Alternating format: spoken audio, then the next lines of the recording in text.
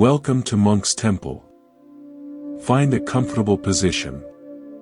Perhaps you're lying down, the day's weight still on your shoulders. Or maybe you're sitting, with a quiet cup of tea, the world finally hushed. Wherever you are, let your eyes soften. Let your breath find its own natural rhythm. You have arrived here, in this moment, and that is enough. For the next while, we are not going to solve problems or chase answers. We are going to gently explore the space within.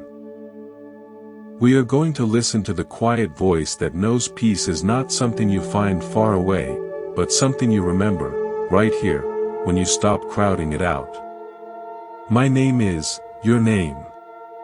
For 35 years, I have walked a path of study, of silence, of observing the human heart through the lens of ancient wisdom, particularly the profound teachings of Buddhism. This is not about religion. It is about understanding the architecture of your own peace. Tonight, I want to share with you not just principles, but stories, some from the old texts, many from the quiet, ordinary moments of a life lived paying attention. Let me begin with a story from my own early days. I was in my 20s, living in a small city apartment. I had a friend, let's call him Leo. Leo wasn't a bad person. He never yelled, never betrayed a secret. But every time he left my apartment, I felt a peculiar exhaustion. It was as if the air had been thickened, and I had to swim through it. I'd find myself staring at the wall for 20 minutes, mentally replaying our conversation, which was always a monologue of his anxieties. I felt heavier, quieter, as if a part of me had gone to sleep. I thought this was just what friendship required, a kind of emotional tax. I believed my growing sense of depletion was my own failure to be a good enough listener, a resilient enough friend. One afternoon, I was reading an ancient Buddhist text. It spoke of the mind as a clear pond. Every interaction, every thought, is like a pebble tossed into it. Some pebbles create small, harmonious ripples that quickly settle. Others are not pebbles, but clumps of mud. They don't just ripple, they cloud the water. It takes time for the silt to settle, for clarity to return. Sitting there, the book in my lap, I looked at my sofa where Leo had sat just the day before. I realized I had been allowing clumps of mud to be tossed into my pond out of a confused sense of obligation, and then blaming myself for the cloudiness. Buddhism teaches that peace is not lost in dramatic explosions. It is lost in quiet, consistent allowances. We keep offering a seat at our inner table to visitors who no longer nourish the feast, simply because we forgot we are the hosts of our own lives. That was my first, trembling lesson in what I've come to call the art of quiet detachment. It had nothing to do with Leo, and everything to do with my own permission to value the clarity of my own water. If what I'm sharing resonates with you, if you feel a quiet recognition in your own heart, consider subscribing to Monk's Temple. It is a way to gently remind yourself to return to this space of clarity. Your subscription is like a small, personal bell, calling you back to your own center. Now, let us journey deeper, but let us not follow a straight line. The heart doesn't learn in straight lines. It learns in circles, in echoes, in sudden moments of recognition in the quiet. Imagine, if you will, that you are born tending a secret, interior garden. This garden is not made of soil and plants, but of your energy, your attention, your peace. It is a sacred space. When you are young, you run through its gates freely, inviting everyone you meet to come and see. You are proud of it. You want to share its beauty. But over the years, without you even realizing it, something shifts. You stop being the tender of the garden and become the gatekeeper, exhausted. People come and go. Some walk gently, appreciating the flowers, leaving the air sweeter for their visit. Others, perhaps without any malice, trample through. They pick flowers without asking. They drop litter of their worries and dramas. They complain about the weather in your garden. And you, believing that a good host must tolerate all guests, stand by and watch. You clean up after them. You mend the trampled beds. You tell yourself, this is just what it means to be connected. This is love. Buddhism offers a different lens. It teaches that this exhaustion is not the price of love. It is the symptom of a profound confusion. We have mistaken attachment for love. Attachment is not love. Love says, I cherish your growth, your freedom, your path. Attachment whispers, stay close, in this way that I know, so I do not have to face my fear of your absence, or my own emptiness. Attachment is fear wearing the mask of loyalty. I remember a woman I met years ago, Maria. She was in her 50s, fiercely devoted to her aging mother. Her mother was not ill, but she was profoundly negative, critical of every choice Maria made, her career, her clothes, her friends. Maria visited her every single day, absorbing hours of complaints and disapproval. She believed this was her duty, the ultimate act of a loving daughter. She was chronically anxious, her shoulders perpetually hunched as if waiting for a blow. I love her, she told me, tears in her eyes. Why does it feel so heavy? I asked her a simple question, drawn from Buddhist inquiry. Is your visit an act of care, or is it a payment against a debt of guilt? She stared at me. The distinction had never occurred to her. We explored the fear underneath her routine, the fear of being a bad daughter, the fear of her mother's disapproval, the fear of what the family would say. Her daily pilgrimage was not flowing from love, but from a fear-driven attachment to an ideal of filial piety that was slowly crushing her spirit. Love for her mother could have taken many forms. A phone call every other day, arranging for a cheerful carer to visit, preserving her own sanity so she could offer genuine warmth during shorter, quality visits. But she was attached to the form, the daily, punishing visit, because leaving it felt like stepping into a terrifying void of judgment. When fear guides our choices, suffering follows. Peace cannot grow in a garden where the tender is constantly negotiating with trespassers. True compassion in the Buddhist sense is radical. It includes compassion for the self. If tending a relationship requires you to constantly prune back your own joy, to poison your own soil with resentment just to keep someone else comfortable, then your loyalty is not to love, but to fear. Letting go of attachment is not an act of rejection. It is the quiet act of locking the gate to your garden, not to keep everyone out forever, but to finally tend to the wounds left by those who did not know how to visit without destroying. Life, in the Buddhist view, is like a wide, flowing river. You are not a rock in this river, fixed and unmoving. You are the water itself, fluid, changing, moving. And the people in your life? They are like leaves, twigs, perhaps even other streams that join you for a time. Some leaves float beside you for a long, peaceful while. Others swirl into your path for just a moment, brush against you, and then are carried away on a different current. The suffering begins when you, as the water, try to stop the flow. You see a beautiful leaf, gilded by the sun, and you think, this one must stay with me forever.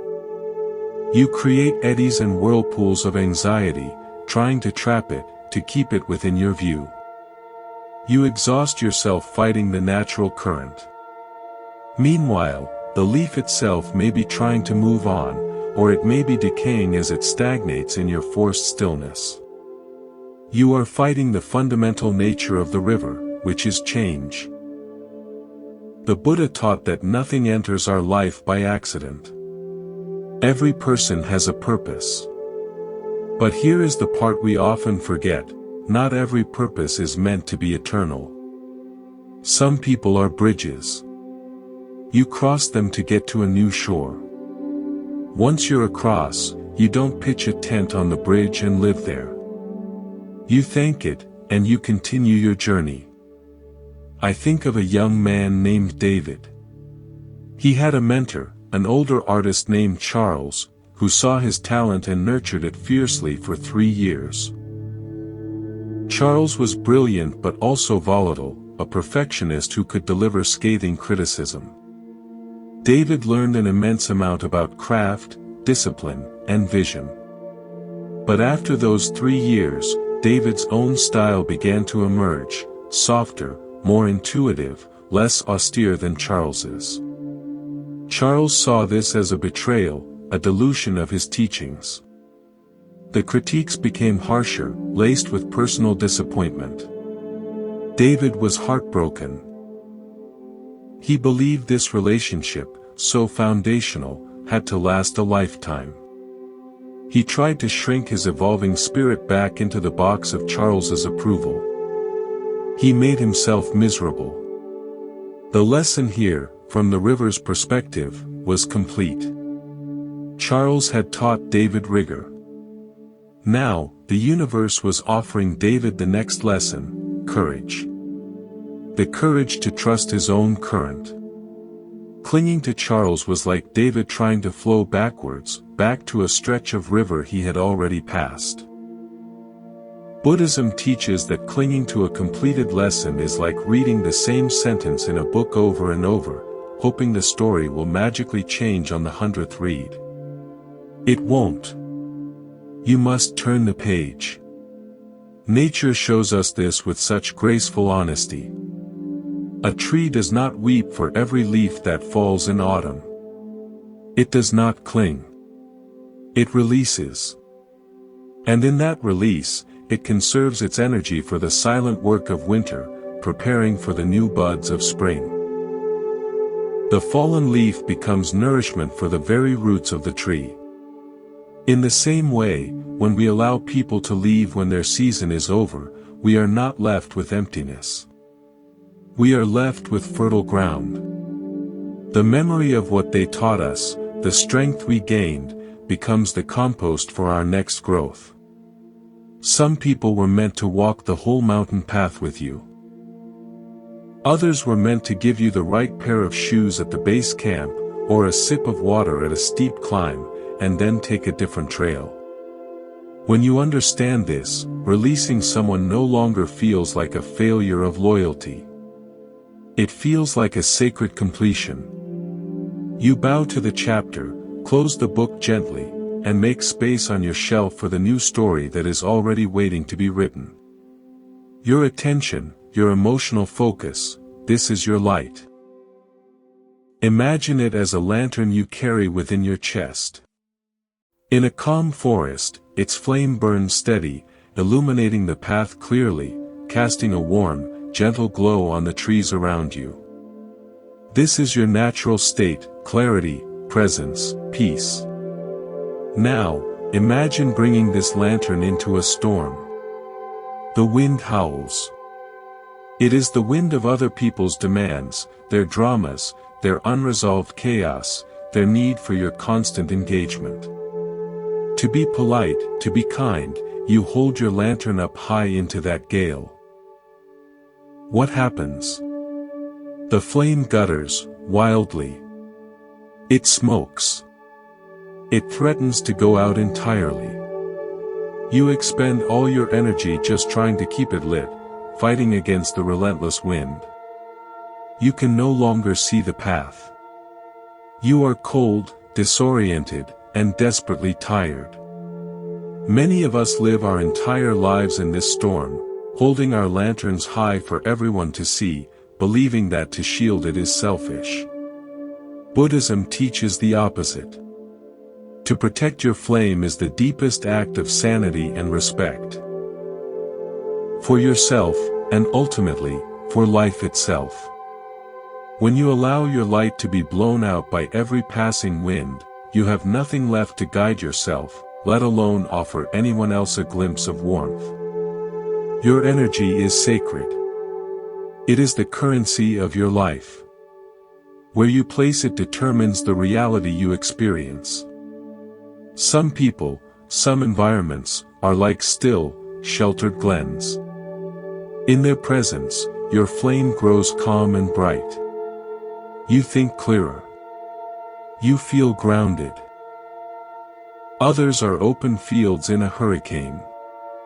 You know this not by their words, but by the immediate flicker in your own chest. I learned this through a simple, physical lesson. Years ago, I had a colleague. Our meetings were always civil, even pleasant on the surface. But I began to notice a pattern. In the hour before our scheduled talk, my stomach would knot. During the conversation, I would hold my breath without realizing it. For an hour afterward, my mind would buzz with a static of fragmented thoughts and rehearsed replies. I was not being attacked. There was no drama. Yet, my entire nervous system was reacting as if it were under a subtle, constant threat. My body was speaking the truth my mind was trying to politely ignore. This connection was a windstorm. Buddhism teaches that the body and mind are not separate. The body is the mind in physical form. Its tensions, its shallow breath, its aches. These are messages. When your peace consistently evaporates in someone's presence, it is not a coincidence. It is a report from the frontier of your being. It is your inner lantern saying, the wind here is too strong. We must seek shelter. Protecting your energy does not require a declaration of war. Quiet detachment is not dramatic. It is the gentle act of turning your body, of creating a windbreak with your own awareness. You step back. You shorten conversations. You decline invitations that you know will lead to that familiar inner hurricane. You do not need to explain your shelter. You simply take refuge in it. As you do, a miracle occurs. Your flame steadies. The light grows. You begin to see your own path again. And from this place of stable light, you can choose, with clarity, not guilt, when and where to offer its illumination to others. We are taught, in so many ways, that love is closeness. That it is proximity, entanglement, enduring everything side by side. If you love someone, you stick it out. You stay. No matter what. Buddhism whispers a more nuanced, and ultimately more compassionate, truth. Sometimes, the deepest expression of love is not moving closer, but consciously, kindly, creating space. Imagine two trees planted too close together in a forest. As saplings, it seems fine. They are companions. But as they grow, their roots begin to compete for the same nutrients in the soil. Their branches intertwine, blocking each other's sunlight. Instead of both growing tall and strong, they become stunted, twisted around one another in a struggle for survival. The most loving act a forester could do is to transplant one, to give each tree the space its roots and canopy need to reach their full potential. The separation isn't hatred. It is horticulture for the soul. Closeness without harmony is a slow poison. When a relationship is a constant source of misunderstanding, of walking on eggshells, of a quiet, relentless emotional drain. Staying bound together does not prove your love. It slowly erodes the very foundation of respect and care that love needs to live. I recall a story of two sisters, Anya and Laura. They were incredibly close as children, but as adults, they had become fundamentally different people. Anya was structured, cautious, and judgmental. Laura was spontaneous, adventurous, and often messy in her choices. Every interaction was a minefield. Anya would criticize Laura's life, Laura would dismiss Anya's as boring. Their weekly phone calls were obligatory torture, each hanging up feeling angry and misunderstood. They stayed in this painful dance for years because of the shared history, because their family, because they believed distance would mean the death of their bond. Finally, after a particularly painful holiday, Laura made a quiet decision. She didn't have a fight. She didn't send a long email. She simply allowed space to enter. She stopped initiating weekly calls. When Anya called, she kept conversations brief and neutral, gracefully ending them when criticism began. She sent birthday cards, but did not attend every family gathering. It felt terrifying at first, like abandoning her sister. But a beautiful thing happened. With the pressure cooker of forced closeness released, the anger between them began to cool. After 6 months of this gentle space, Laura found she could think of Anya without a knot in her stomach. She even felt a flicker of the old affection, untainted by recent resentment. A year later, they met for coffee. The meeting was short, but it was not hostile. There was a cautious, newfound respect for the boundaries that now existed. The love had not died.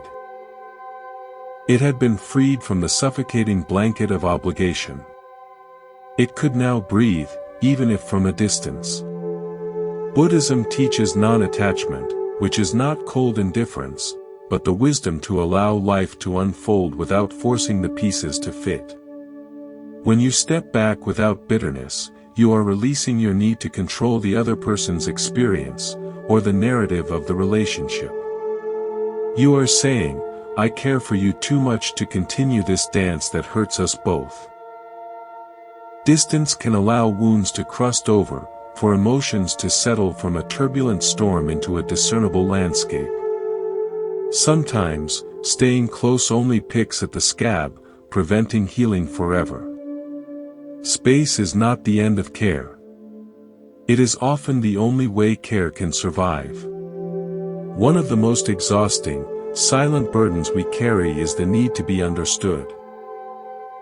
We spend so much of our vital energy composing mental letters, rehearsing explanations, trying to translate the complex, unique language of our inner world into terms we hope another person will accept.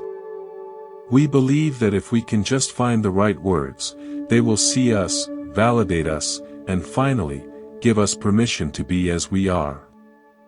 Buddhism places a gentle hand on this effort and says, stop. You are trying to translate a poem into a language that has no words for its beauty.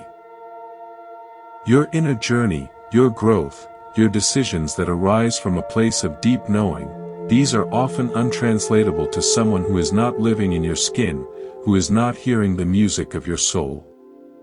The need for universal understanding is rooted in attachment to approval. When we outsource our sense of truth to external validation, we become a puppet, our strings pulled by every opinion, every raised eyebrow.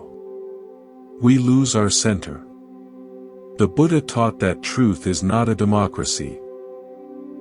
What is right for your path is not determined by a vote of the people around you. People will interpret your choices through the lens of their own fears, their own unfinished business. When you start setting boundaries, a fearful person will call you selfish, because your boundary threatens their access to you. When you choose calm over chaos, a drama-addicted person will say you're boring, because your peace highlights their inner storm. When you grow quiet and introspective, someone who fears silence will label you distant. Their judgment is not a verdict on you. It is a confession about the walls of their own inner room. I think of a friend, Ethan, who left a lucrative, high-stress corporate career to become a woodworker. To his former colleagues and some family, it was insanity. A waste of your degree. What about your retirement? You're just running away. He spent the first year exhausted, not from the physical labor of woodworking, but from the mental labor of constantly defending his happiness. He crafted elaborate explanations about fulfillment, about mindfulness, about the value of creating something tangible. Then one day, in his workshop, sanding a piece of maple to a silken smoothness, it hit him. The wood didn't need to explain itself to the saw. The chisel didn't need the approval of the mallet. They simply did their work, in harmony, and a beautiful form emerged. His need to explain was a form of clinging to an old identity as the successful guy, clinging to their approval. He realized the people who loved him would learn to understand through his joy, not his arguments. The others might never understand, and that was no longer his work to do. When he released the need to be the translator of his own soul, a profound freedom settled over him. His mind grew quieter. He stopped carrying the phantom debates in his head. He simply became the woodworker. And a funny thing happened. His peace became his explanation. His radiant calm when they visited his sun-drenched studio said more than any argument ever could. Some people came to understand. Others didn't. And for the first time, Ethan saw that both outcomes were perfectly fine. You do not need to be understood by everyone. You only need to understand yourself. When you stop over-explaining, you reclaim vast tracts of mental and emotional energy. That energy can then flow into living, not just defending, your truth. Your untranslatable heart is not a flaw. It is your sacred, unique signature on the universe. Stop asking others to read it. Simply live from it. We often think of letting go as loss. We picture an empty room, a silent phone, a vacant chair. The mind, which craves certainty and possession, screams in protest. If I let this go, I will have nothing. I will be nothing.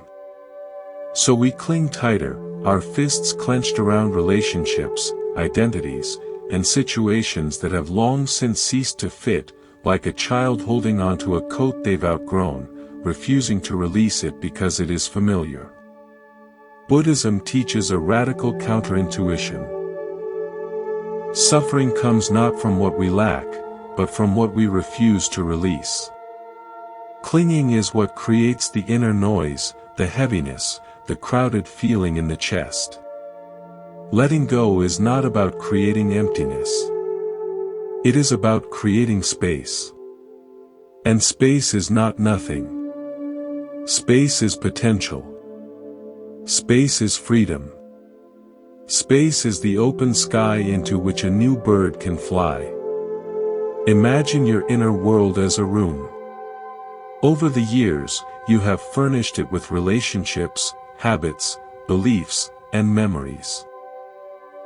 Some of these are beautiful, functional, bringing you light and comfort. Others are broken, dusty, taking up space but serving no purpose other than to remind you of a past that's gone. The room becomes so cluttered you can barely move.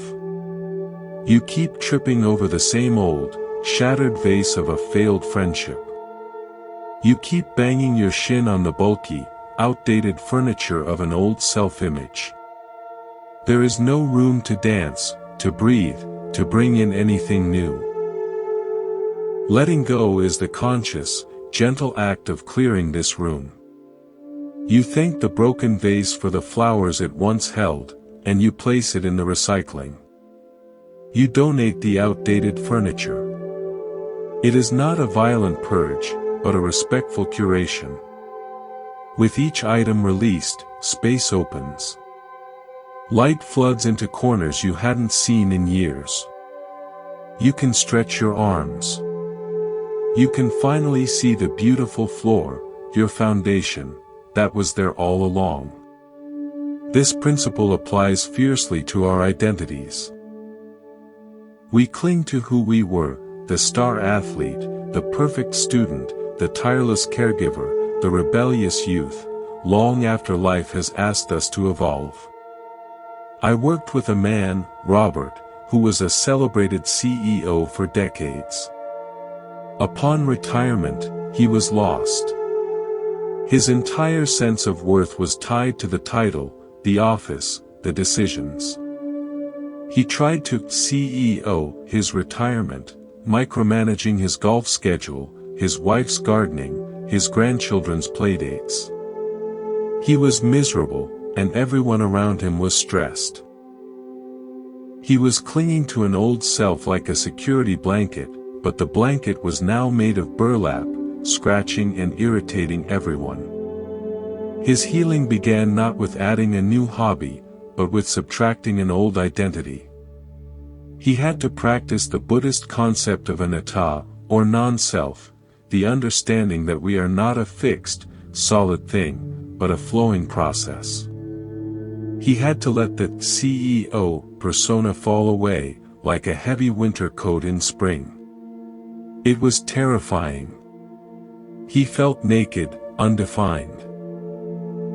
But in that space of not knowing who he was, something genuine began to emerge. A curious man who liked history podcasts, a gentle man who enjoyed baking bread, a present grandfather who could finally just be on the floor with his Lego-building grandson, without an agenda. By emptying his hands of the old title, his life filled with new, authentic connections.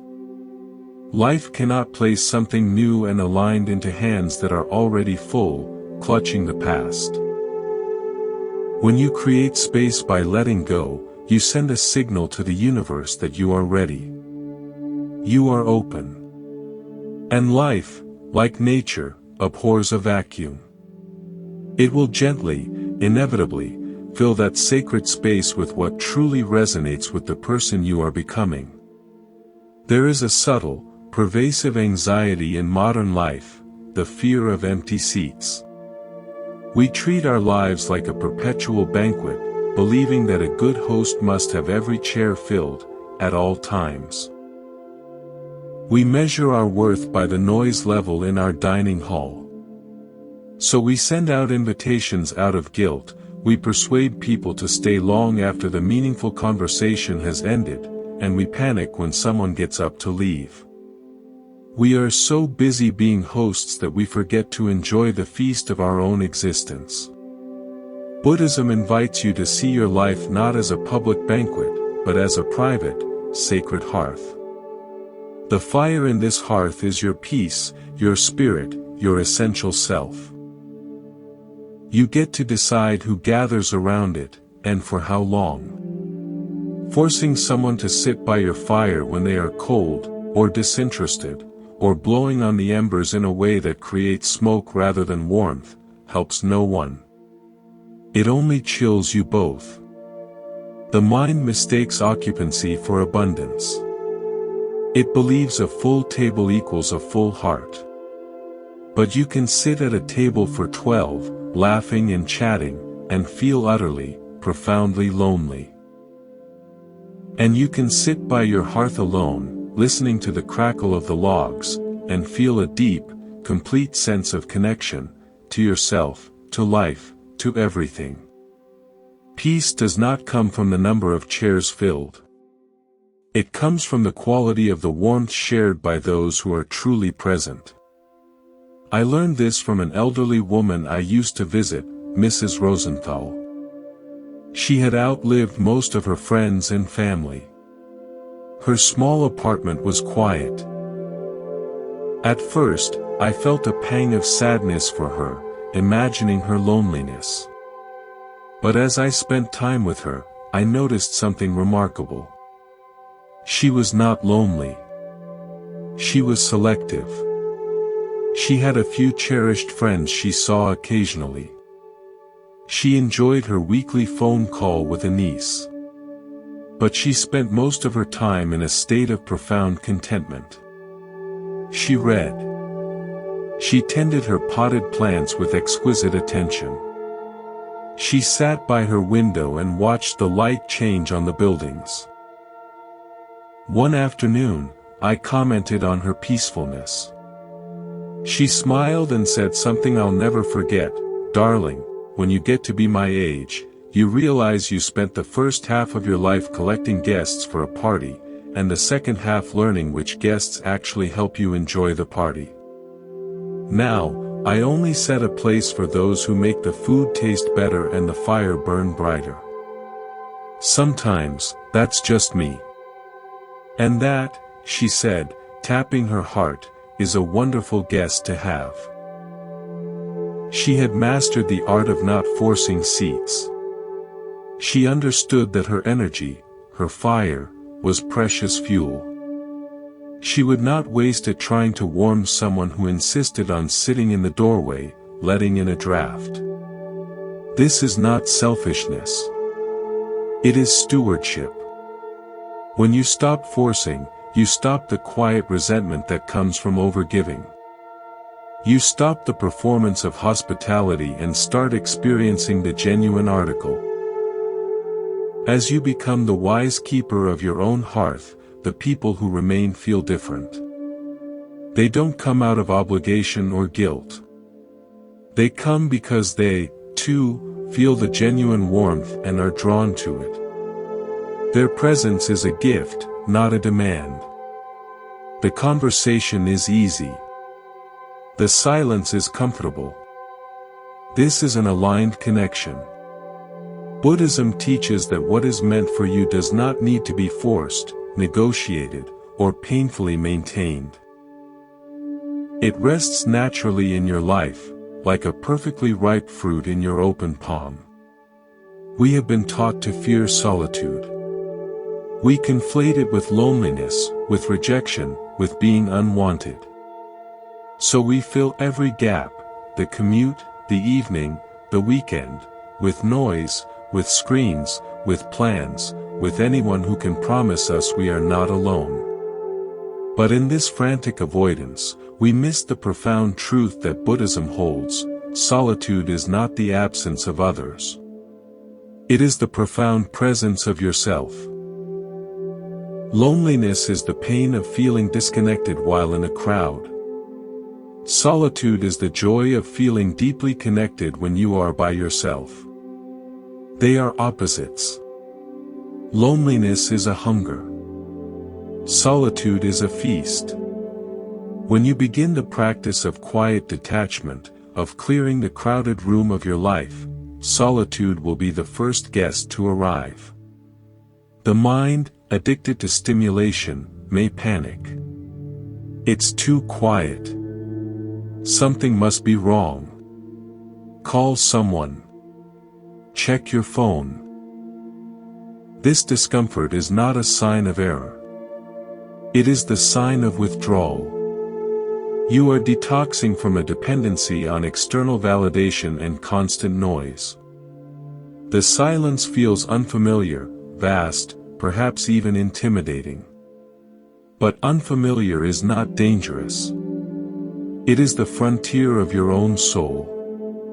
In this sanctuary of solitude, a miraculous process begins. The static of other people's opinions, the relentless playlist of your own defensive mental arguments, begins to fade. In the quiet, you start to hear your own voice. Not the anxious, social one, but the deep, quiet one underneath. You begin to feel your own rhythms.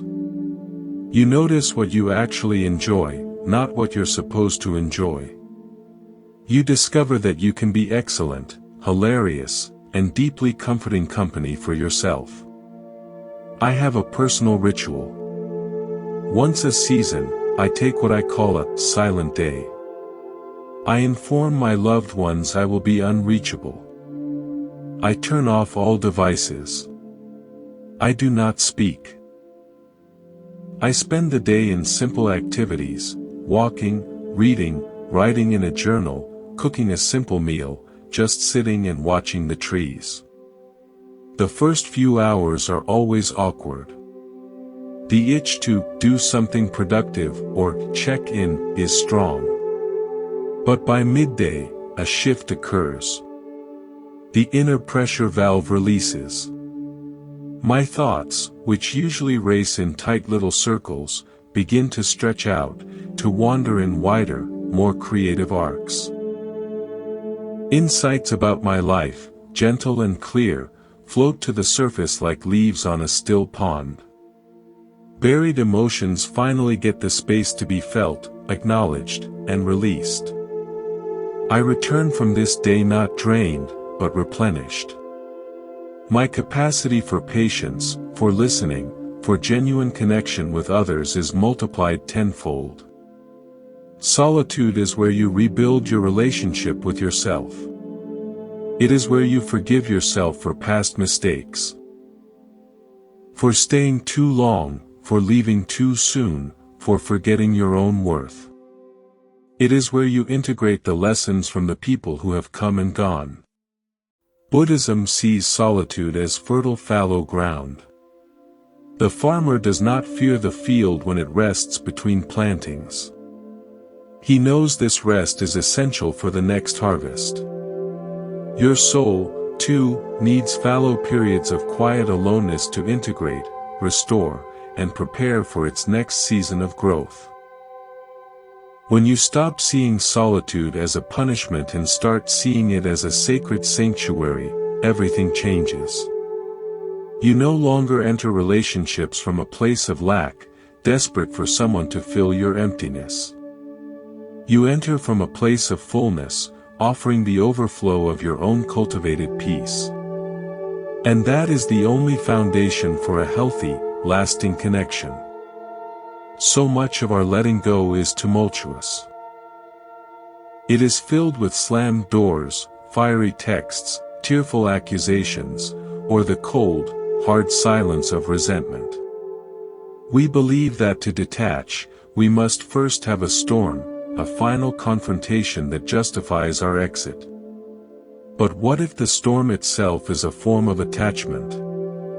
What if the anger, the blame, the need to have the last word, are just other ways of staying tied to the very person we say we're leaving behind? Buddhism offers a more profound path, the release without a storm. Letting go is not something you do to someone, with drama and finger-pointing. It is something you do within yourself, with awareness and gentle intention. You are not cutting a person out of your life with a knife.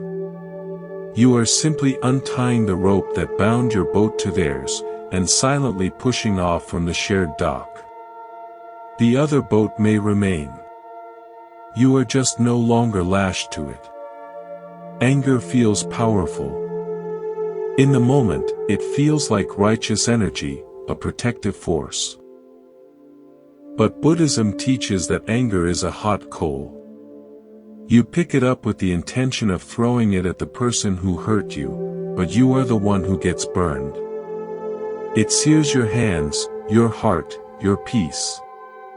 Holding on to resentment is like drinking poison and hoping the other person dies.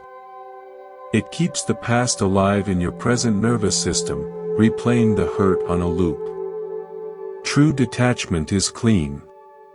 It is letting the rope slip from your hands without a final, satisfying tug-of-war. It means acknowledging, within your own heart, this connection no longer serves our highest good, and then aligning your actions with that truth. It doesn't require you to convince the other person of your reasons. It doesn't demand an apology or an admission of guilt. Your peace becomes independent of their comprehension. I knew a couple, Sophia and Mark, whose long friendship ended not with a fight, but with a gentle fade. They had been close since college, but over 2 decades, their values diverged dramatically.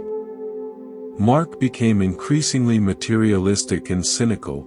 Sophia was drawn to spirituality and simple living. Their conversations became debates. Their meetups left Sophia feeling depleted and Mark feeling judged. Sophia could have launched into a grand speech about their differences. She could have listed his faults. It would have felt righteous. Instead, she practiced quiet detachment. She slowly, naturally, became less available. She declined invitations to events she knew would trigger her. She stopped engaging in the debates, offering only a calm, "I see things differently," when he made a cynical remark. She never said, "We can't be friends."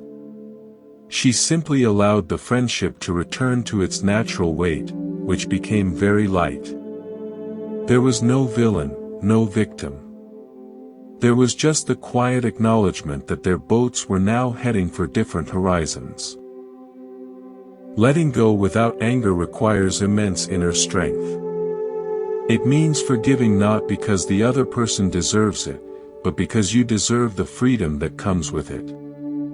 Forgiveness, in this Buddhist sense, is the decision to stop carrying the emotional record of the hurt. You cancel the debt, not because it's been paid, but because you no longer want to be the debt collector. It is an act of self-liberation. When you release with calm instead of chaos, you break a karmic chain. You don't carry the bitter energy forward into your next chapter. You meet new people with an open heart, not a guarded one scarred by past battles. Life begins to meet this calm with calm. You'll notice synchronicities, easier connections, a sense of flow. This is not magic. It is cause and effect. When your inner world is no longer a battlefield, the outer world reflects less conflict back to you. We spend our lives trying to control the uncontrollable.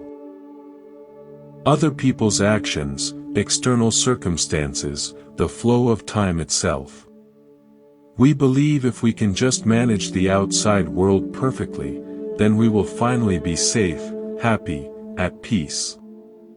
It is an exhausting, impossible game. Buddhism turns the gaze completely inward. It teaches that the only thing you ever really have control over is your own mind. And within that mind, there is a place of profound stillness. When you learn to reside there, you become invincible. Not because bad things stop happening, but because they lose their power to destroy your peace. Imagine your mind as the surface of a lake.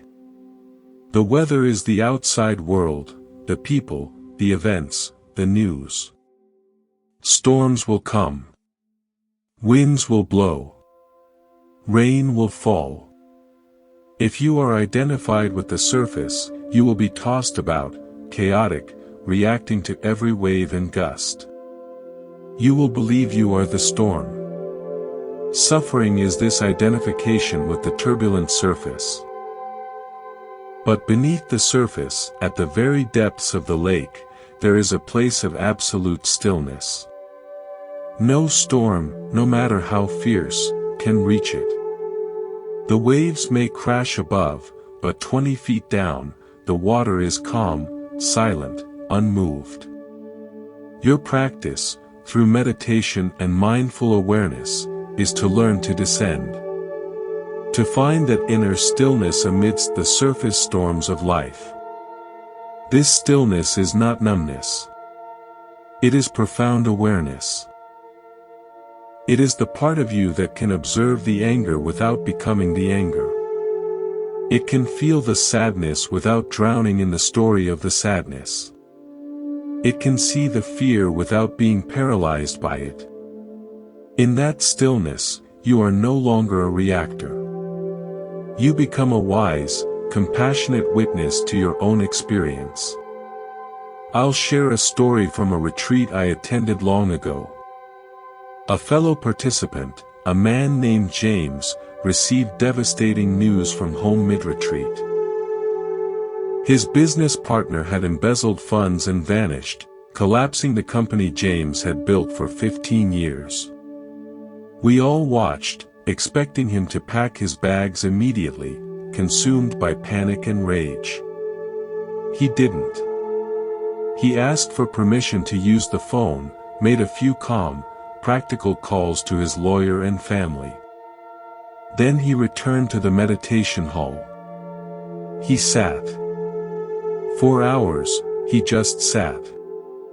Tears streamed down his face at times. The pain was there, vast and real.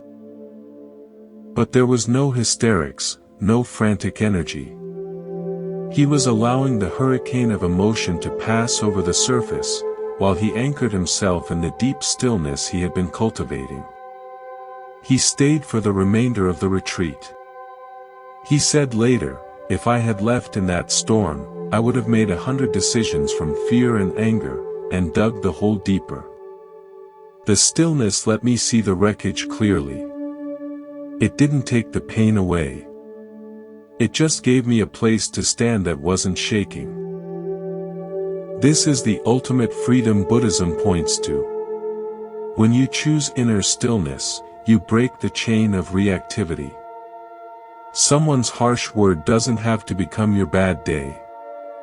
A disappointment doesn't have to spiral into a narrative of failure. You feel the sting, you acknowledge the wave, and then you return to the depth, where your true stability lies. From that place, your responses to life become deliberate, clear, and often far more effective. You are no longer a puppet. You are the consciousness holding all the strings. We live as if peace is a special state we must apply for. We wait for the right conditions, when my work settles down, when this person changes, when I have more money, when everyone finally understands me. We seek permission from our schedules, from our families, from society's expectations, to simply be at ease. We treat our own calm as a luxury, or worse, as an indulgence we haven't yet earned. Buddhism cuts through this illusion with a simple, liberating truth: you do not need permission to be at peace. Peace is not a prize at the end of a long obedience. It is your fundamental nature, clouded over by conditioning, fear, and clinging. The permission was granted the moment you took your first breath. You have just forgotten where you put it. This seeking of permission shows up in 1,000 subtle ways. You feel you must explain why you're turning down an invitation to protect your energy. You apologize for needing a quiet evening. You delay a necessary ending because you're waiting for a sign that it's okay. You suppress your truth until you can phrase it in a way that won't upset anyone. You are asking the world, "May I please tend to my own soul?" The answer has always been yes. The authority over your inner world was never given to anyone else to hold. You misplaced it, perhaps in childhood, when you learned that love meant putting others' comfort before your own truth.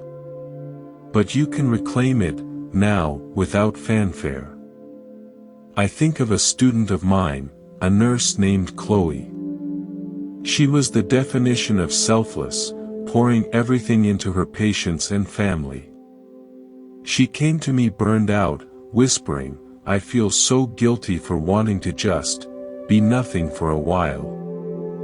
I asked her, "Who, exactly, do you need permission from?" She listed everyone. Her supervisor, her husband, her kids, her ailing mother. I then asked, "If you were on an airplane and the oxygen masks dropped down, would you wait for permission from the person next to you to put on your own mask first?" She shook her head. Of course not. I'd have to help them. Your peace, I said, is that oxygen mask. You are not helping anyone by suffocating yourself while trying to assist them. Putting it on is not an act of selfishness. It is the prerequisite for sustainable care. That metaphor changed something for her. She began to grant herself small permissions without announcement. She started taking 20-minute walks alone after her shift, without justifying it. She bought a lock for her bedroom door and took a 1-hour sanctuary break on Sundays, no excuses given. At first, her family was confused. But as she became more rested, more present, the quality of her time with them improved dramatically. Her guilt faded because she saw that honoring her own need for peace wasn't harming her loved ones, it was giving them a healthier, more whole version of herself. When you stop seeking external permission, you start listening to a more reliable guide, the quiet hum of your own being. Does this decision bring a sense of inner tightening or a sense of release? Does this person leave me feeling energized or depleted? You act on these signals without a committee vote. Life begins to soften around this self-authority. The frantic energy of seeking approval dissipates. You stand in a calm center, and from that center, you engage with the world, not from a place of lack and need, but from a place of grounded generosity. We have journeyed through many metaphors: the garden, the river, the lantern, the hearth. Let me offer one final one, drawn from music. A beautiful piece of music is not made by the notes alone. It is made equally by the spaces between the notes, the rests, the pauses, the breaths.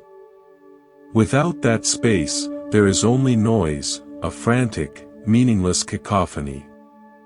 The silence is what gives the notes their shape, their meaning, their emotional impact. Your life is that music. The people, the work, the activities, these are the notes. But the peace, the meaning, the beauty of the composition, depends entirely on the spaces you leave between them. We have been taught to fear the rests, to fill every measure with sound, to believe that the value is in the constant playing. But a musician knows that the power is in the restraint, in the conscious use of silence. Everything we have explored, detachment, releasing lessons, protecting energy, compassionate distance, solitude, stillness, all of it is about consciously creating that space between the notes. It is not about eliminating the music. It is about mastering the art of the pause so the music can truly be heard. For years, I tried to compose a symphony with no rests. I thought my value was in how many notes I could play, how many instruments I could manage, how complex the arrangement could be. The result was not a masterpiece, it was exhausting noise, for me and for those listening. My breakthrough came not when I learned a new, flashy melody, but when I had the courage to let the baton fall to my side, to allow a full measure of silence into the score. In that silence, I could finally hear the true theme of my own life, simple and clear, waiting to be played with heart, not with frantic effort. Buddhism, at its core, is an invitation to appreciate the space between the notes. It is the wisdom that the emptiness is not a void, but the canvas on which the painting of your life appears. That the silence is not an absence, but a deeper kind of presence. As we near the end of our time together, let this understanding settle not in your thinking mind, but in the quiet awareness behind it. You don't need to remember every word. You only need to feel the truth that has echoed in your own heart. You have learned that attachment is often fear in disguise. You have seen that some people are beautiful, temporary notes in your song, not the entire refrain. You have felt that your energy is your instrument, and you must choose who gets to play it. You know that distance can be a loving chord change, that you don't need the audience to understand your composition to play it with truth. You've discovered that letting go creates the vital rests in the music, that solitude is where you hear your own melody most clearly, that releasing without discord keeps the harmony intact. You've touched the invincible stillness that exists beneath all sound, and you've remembered that you are the composer, holding the inherent permission to arrange your score for peace. All of this leads to one, simple, breathing realization. Peace was never something you had to go out and find. It is the silent space that has been there all along, waiting for you to stop piling notes upon it. It is the breath between the thoughts. The pause between the heartbeats. The quiet in the room after you decide, gently, that not every chair needs to be filled. Your life is your music. Play it with heart.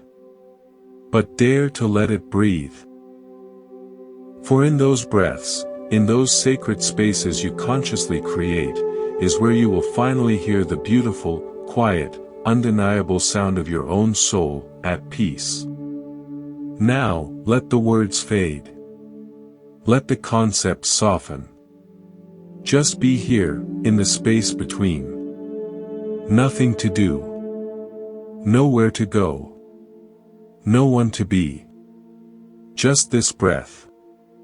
Just this silent, spacious, enoughness. Welcome home.